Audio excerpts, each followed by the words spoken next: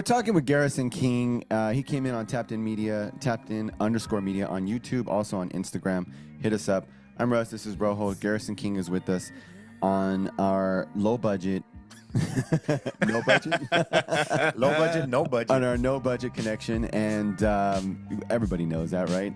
Hey, everybody starts off somewhere, you know. For we were just talking about this off air. Shout out to 1090 Jake. Hopefully he one day sees this. But you know, when I started watching 1090 Jake, that guy had nothing but like a white wall background and a picture frame of himself. I think what we'll do is we'll clip this. He had no audio. And forward it his audio. His audio was whack. But now he's grown into a million subscribers. He's got a crap ton of followers on Instagram, and he's got this huge platinum chain that he carries, and it says 1090 Jake, I believe, on it. And he blew up. You know, he blew up. Yeah. He blew up. Same thing with Mr. Ballin, who does scary stories, and he's good. He's really, really good. I followed him. He's not better than during Edwin, the pandemic. No, I'm just saying, like, this okay. guy also blew up. You know, start beefs. I know, you're trying to start. What? You're trying to start scary drama? That was our last drama. Scary story drama. Don't be scared. The Halloween, Mr. the Halloween Ballin, duo. I started following Mr. Ballin at 87,000 subscribers. He is now over 5 million subscribers. Ooh. And he's got his own Ballin Studios. He was exclusively on Amazon. Now he broke away from that. He's still on Amazon, but now he's back on all podcast platforms. Nice. If you guys check him out, shout out to him. Hopefully one day we get him as well. We clipping it and we're sending it to him and we're going to land it. He's a former Navy SEAL. Oh, that's and pretty now cool. He's blown up. But if you listen to his first content that he had, his first scary stories that he had on YouTube, the audio sucked. It sounded like he was in some bathroom or whatever, but he had the background going, and you know, little by little, he grew and he got better, and his content is just it's awesome. It's phenomenal. Well, with saying that, and having Garrison here as our guest, and thanks for taking the time out of your day, man. We really appreciate it. We know you're a busy man. As after we talked about everything, and sorry for mumbling a lot. Just went on a rant right now. Yeah, you know, back to saying like an on-air talent, and I know that means a lot to you, especially because of what you've done. I remember, and I'm gonna take it back a little bit. I remember going in doing a lot of events with you in Vegas, and man, I always took note, like when the King Bros left. It's probably a good because he's gonna say this. No, I have to. We're at the club, and you know, Garrison, and I'm sorry, Garrison, I'm gonna put this out there, brother, but Garrison doesn't drink, right? Yeah, so no, he doesn't. he doesn't. So you know, he may have a cocktail here and there or whatever, but he doesn't, Shirley like, Temple.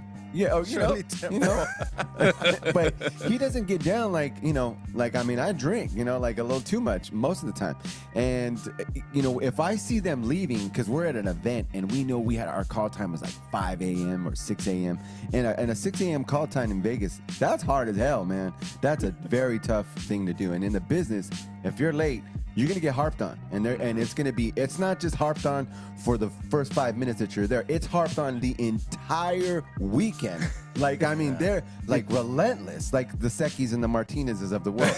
And you know what I'm talking about. It's like every time, remember you were late this month? Like, They dude, won't let it go. That was 2 days They ago, hold on bro. to it. Yeah, exactly. Ever.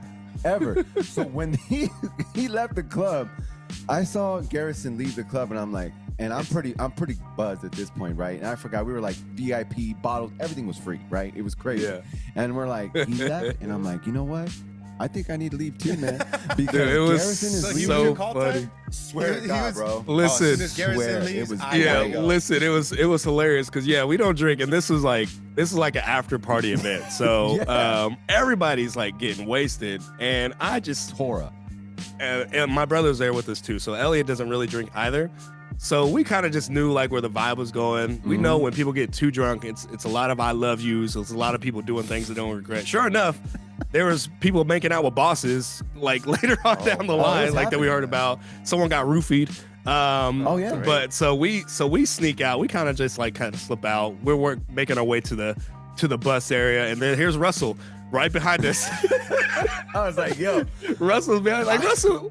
He's like, yo, I saw y'all leave. I knew I had to go. I was like, I knew it's time to go to bed. And at that Like, point, I it's am like not trying to get 2 caught a.m. up in their shenanigans over Dude, there. it's 2 a.m. I already knew it, man. But it's things like that. Back to the sacrifice thing, right? You said, or I knew that there was a limit. You guys already know because you're more sober than anybody in the room. So I'm like, yeah, I'd rather take that, and leave because it's a good time. And Garrison, now he's gonna try and play it down. Garrison worked with people that are super upper echelon, and I'm not even gonna put names, but I mean the names were CEOs, like sitting in the same room, type like Garrison could pull up his phone right now and call a CEO directly, and now he knows exactly what I'm talking about and whom I'm talking about if he wanted to, but he doesn't do that. He still puts in the real work. Stop hitting your mic, bro. Sorry, okay, well, I'm just saying he still puts Get in together, man. He still puts in the real work, and he knows it's a phone call and an email away, but he still decides not to do that and still put in the real work. Tell me why you don't do that. I think for me personally, one, I would think it's just inauthentic. Like, I don't like to, I don't know, I just feel like that'd be like taking advantage of or trying to put someone in a position where it's like, you don't want to be that guy that says, well, I got this this Yeah. connection. It just seemed inauthentic for me. And like in the capacity in which I worked with those individuals, it was very specific to what the event was. Mm-hmm. It wasn't necessarily like, oh, here's my demo, by the way. It's like it's like I didn't want it to be like that. So I didn't want to muddy the waters. But also there was an instance where one of our coworkers tried to do that, tried to use one of those names as a reference or something on their resume and ended up biting them in the butt later down the line. So I always had that like ghost story in the back of my head. I was like, but also again, it would just feel inauthentic because I didn't work with them in that capacity. It wasn't like we were working on a on-air thing at all. It was just something totally different. But because when you put the bow tie on, and for this specific person, I remember the bow tie. I'm not bringing it up, but who it is.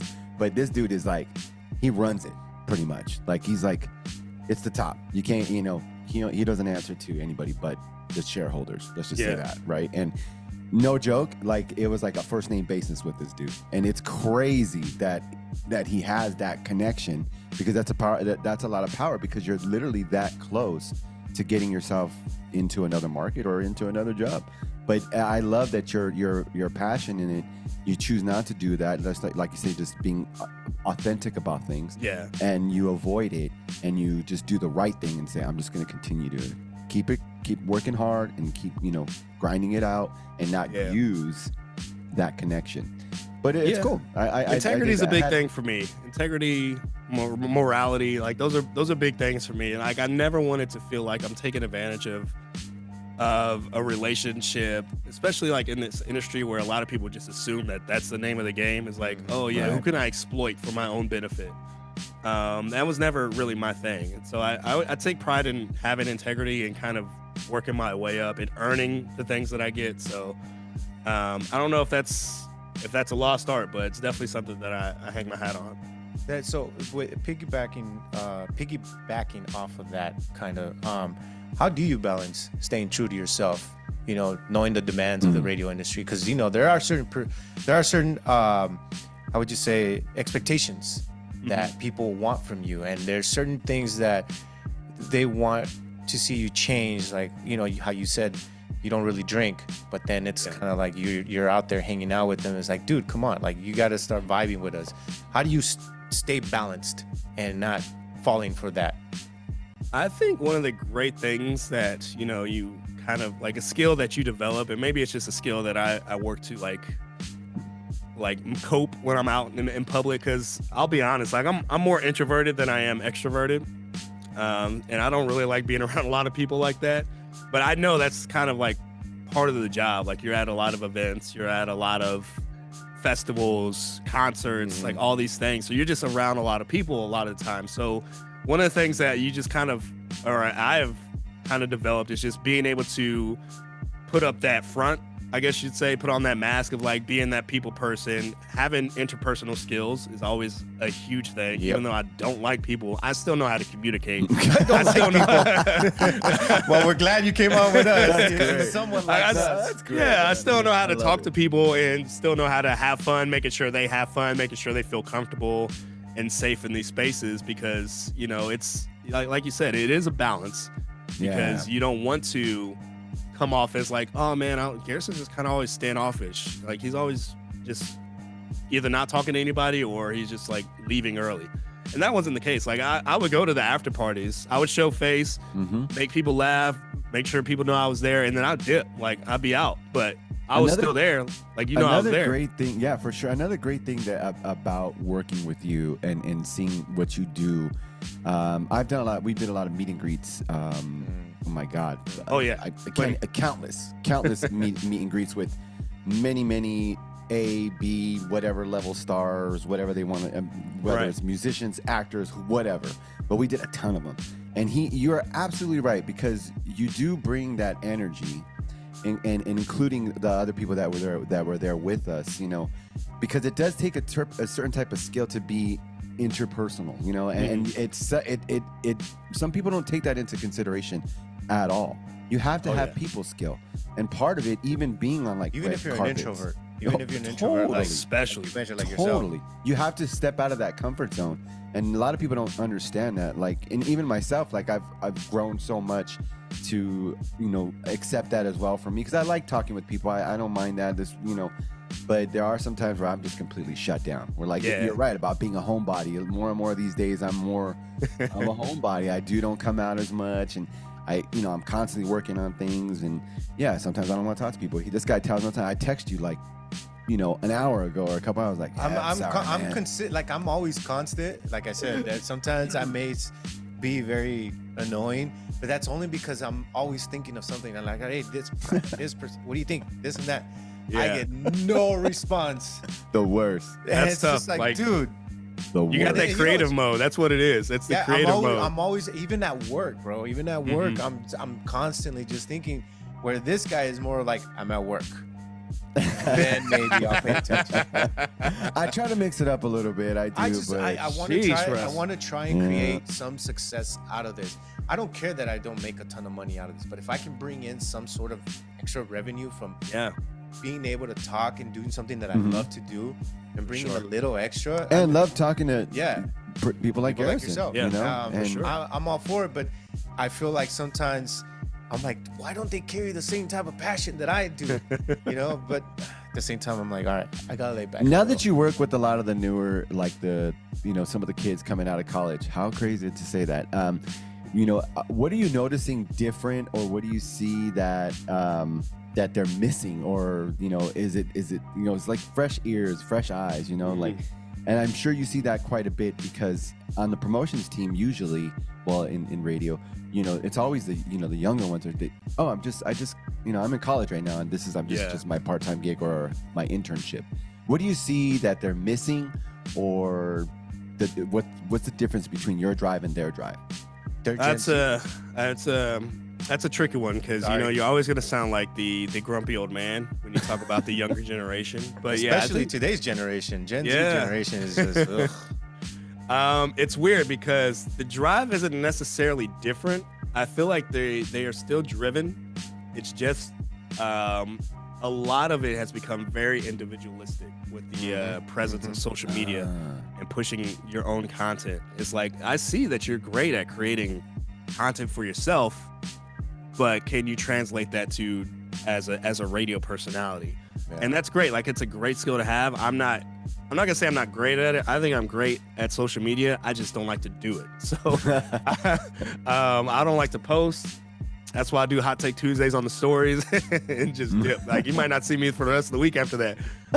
But I think they're still driven. It's just about translating and expressing the importance of how this could work as a radio personality, because they do these things great, but can they do it in 15 seconds? Can they do it in 10 seconds or less, 30 seconds or less? Yeah, that's Are tough. you able to talk to a person while maintaining a personality that makes you sound interesting, it's a little bit different because not only is radio becoming homogenized, like sounding the same, I think a lot of people on TikTok are sounding the same. Like a lot of people do the voiceover stuff. All these influencers doing voiceovers, they all sound the same. It's either, Valley Girl talk or Megan Thee Stallion, Cardi B type talk. Right. And it's like, it's fine, like it's cute, but at a certain point, like what sets you out from the rest of the pack? And I think that's where they miss out on. And so when radio comes into play, they're looking for the people that have a good following already, instead of like coaching them up and being like, okay, these are the skills that you need.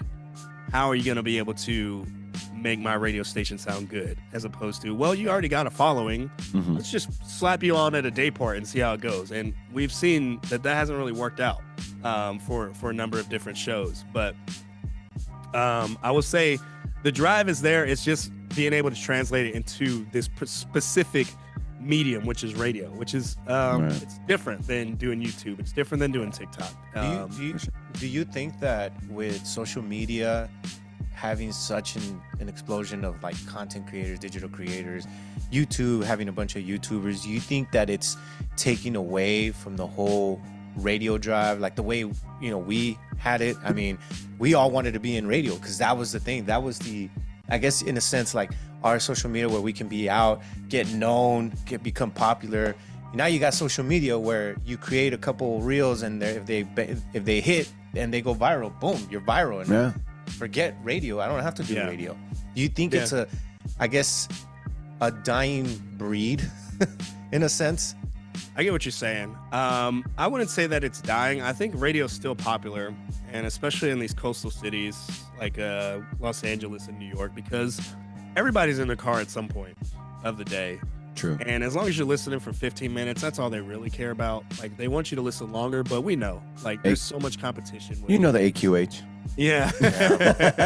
Yeah. Yes, it's just with so much competition between, playlists, podcasts, like all these different things. Yeah, it gets a little stifling. I mean, iHeart will preach that they're still like the number one listen to platform or whatever. But, I always wonder, like, who's doing these numbers?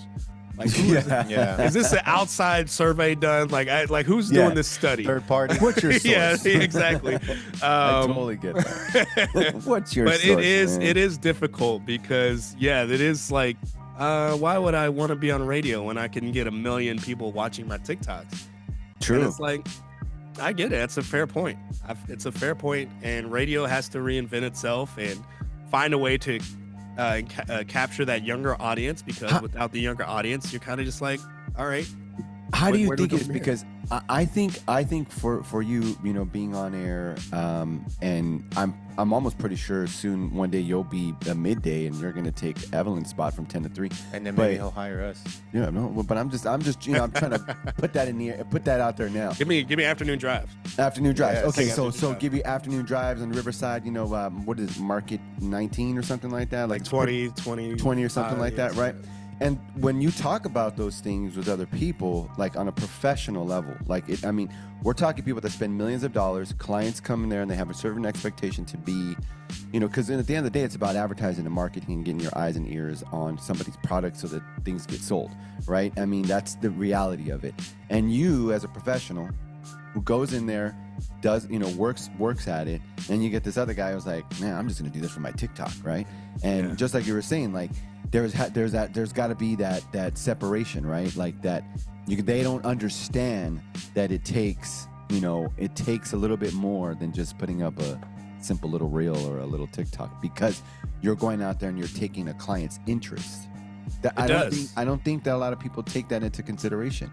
How can they take that into consideration? And do someone like you have to tell them, hey, this is how it works. This is business at the end of the day. You know what I mean? Like, I think honestly, if you want to do it, like, I could coach you up in how to be a good personality. Like, I don't think the skill set is difficult to do. What you have to do is be able to earn the listener's trust. And I think that's kind of rough to do in a short amount of time. But if you have a good following already on social media, well, hey, let's get you in the studio. Let's be able to bring that personality. People are going to listen for you. Like, we're at the age where YouTubers and TikTokers are more famous than actual actors. True. Yeah. Like, I did celebrity basketball games, And they would like at halftime they would do autographs, and sure enough, like once we got YouTubers on the team, their line was like all the way back. Actors were over here, and then me and Manny on the streets were off to the side, just like, you know, Chilling. hanging out, radio people. But you know, still dropped 30 on them. That's the truth, man. Hey, speaking of which, we want to run it back. We want to run it back. Wait, we need Garrison's a hell of a baller too, man. Like we played some many game. times. He humiliated us. Yeah, he got us pretty good, man. And even now, like as I get older and like everything gets more achy, I'm like, I don't know if I'm gonna go that fast, man. You know, so you know, I gotta keep it slow. But I still think we should do that sparring session. Yeah, I'm down. That would be I'm down. cool. Well, but that's see that there again, right back to creating content for the show. Like Yeah. that's perfect because we've always talked about putting, you know, me in or someone beating up somebody. You know, it's always about somebody beating up somebody. And the first it became to me beating up me, I'm like, hell no, I'm not trying to get knocked out or whatever. But since you guys are like training Muay Thai guys, you know, It's been months since I've been training, honestly. So Yeah, it's been. We'll both be rusty at the time, so it might be perfect. It might be perfect. I love to see it though, personally. You know, I'm super That'd be down with funny. it. I'm down. We're talking with Garrison King. He's on 99.1 KGDI. He's also a Muay Thai fighter, a gamer. Muay Thai enthusiast, I should say. Muay Thai enthusiast. I'm not a fighter. He's a father, a gentleman. We worked with him for many years, and we're really happy to see his success. And I like to go by, I'm a student of the art of 8 limbs. There you go. That's what I say. Yeah, Nice. that's perfect. That's perfect. Yeah, I love it. And, you know, he was nice enough to come and talk with us here on Tapped In. And we always try to get people that are, you know, they come up from literally nothing. Like Garrison did the work of working the 10, 15-hour weeks, and that's all you get. And you go out there and you do street team stuff, and you set things up, and you set up a speaker, and you talk with people, and you give tickets and prizes away. Those are the things that people don't see. Like everybody wants to say, oh, well, Yeah. you must have this awesome access to all these great concerts and all these awesome. Yeah, but you don't see me when I'm getting up at 6 a.m. and going to the station, you know, an hour drive away. You got up at 6 a.m. That's nice. I'm at 5 a.m., 6 a.m. You know what I'm talking about, man. 4 a.m. over here. 4 a.m. But you know, they don't see that. They want to just see like, oh yeah, this cool job. It's like, well, it's a cool job, yes, but there takes so much into it. And Garrison is one of the guys who does stuff like that, including Elliot, his brother, Elliot King, and hopefully we can talk to him later on. Yeah, you should get him on. Yeah, well, no, we're we- going to hit him up. He has a good story too, because he did move back right to Indianapolis. Yeah, he did the bouncing around and he got an opportunity just because off of the strength of his own creativity. Like we were talking about creativity earlier, and people saw him put in that work. People saw like, yo, this guy's got it. And Grinded. Yeah. here he is. Just like Garrison, though. put that Like grind that's what that's what intrigued us to just look for people that do things like that, and we want to hear their stories. Yeah, and I share know the a lot of stories. other people want to hear their stories, and you could hear that at tappedin_media on YouTube. Of course, I'm going to push that, and then of course check out Garrison King on Instagram and let them know about your hot take. So let's talk about that hot take. You told him you had a hot I do take. have a hot take. Now I Go. had Okay. multiple, but I'm just gonna Okay. do a simple one. I have a hot take Tuesday, even though it's Sunday. We record on Sunday. Hot take: 90s hip hop is much better than today's mumble crap. Oh man, I call it mumble crap because Mumble crap. look at this old man. I'm the old man right here. As I said earlier, it's hard to not look like the angry man shaking his fist when you look back on the younger generation. Kids. But I will say there was a certain level of quality that you got because I think it was more difficult to get put on in the 90s, especially early on in the 90s, whereas opposed to now, like if you have a sound that pops off or a song that pops off on SoundCloud, like you could go do a show, get $50,000, and then people are like, oh yeah, this guy's good. But it's a lot different. It's a lot different now than what it was when we grew up and what we grew up listening to. But I'm not gonna say it's definitively better because I feel like music today has tapped into a wider spectrum of emotion and feeling, whereas back in the day it wasn't as accessible or as promoted to be talking about different feelings. I mean, you still got Wu-Tang Clan. I mean, you still got different things, but you know, if you were from a specific region, you had to sound a specific way. And I think that's kind of like got people locked in the box. So I think now it's like you could be from the South and sound like you're from the West Coast. Like you can do whatever you want to do. Do your PDs and MDs, do your program directors and your music directors, do they come and bring you new tracks like that to listen to or whatever it is like that's gonna go on air? Not like they used to. No, not like they used to. Like again, it's like the format of the station is dictated, or what we play is dictated by whoever's overseeing the format. So you have people that oversee the hip hop, you have people that oversee the pop, or where we are is like in between the two with rhythmic. And they're like, okay, this artist is gonna get played here, and then they'll do tests and with surveys and stuff like, hey, how did you like that track? And if enough people like it, then they'll be like, okay, let's add it to rotation. Wow, it's just. Do you have a hot take for him? I don't know. You know what? No, I was only going for your hot take. I think I did think of one. I was gonna text him on it, but I was like, yeah, I'm gonna wait. Save on it that. for Tuesday. Disagree with you. I'm gonna save it. I will disagree with you. Yeah. Just because there was much, there was thought to, the music back then. There was lyrics that had to be put together, whereas now they sound more, I don't know, melodic. Everybody sounds the same. Auto-tune. I'll give you that.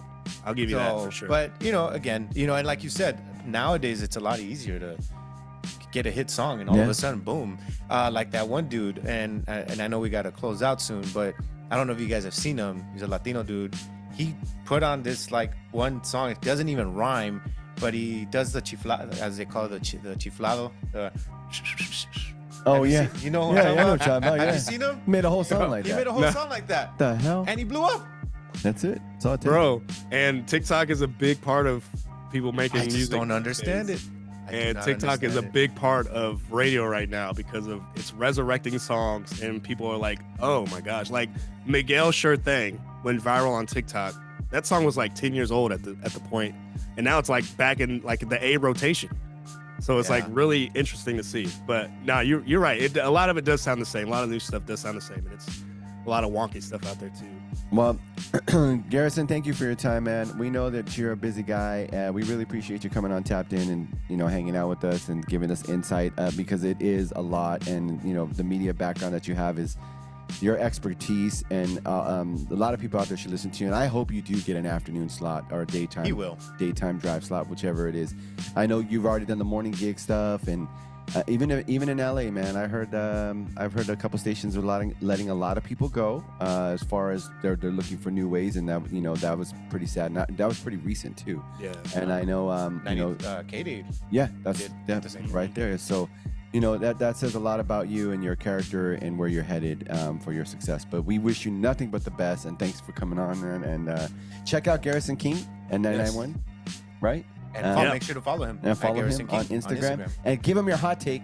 I'm going to give him my hot take soon, too. Only on Tuesdays. Yeah, only on Tuesdays on Instagram at Garrison King. Hit me up on the IG stories. Nice. But I appreciate you guys for having me on. This was fun.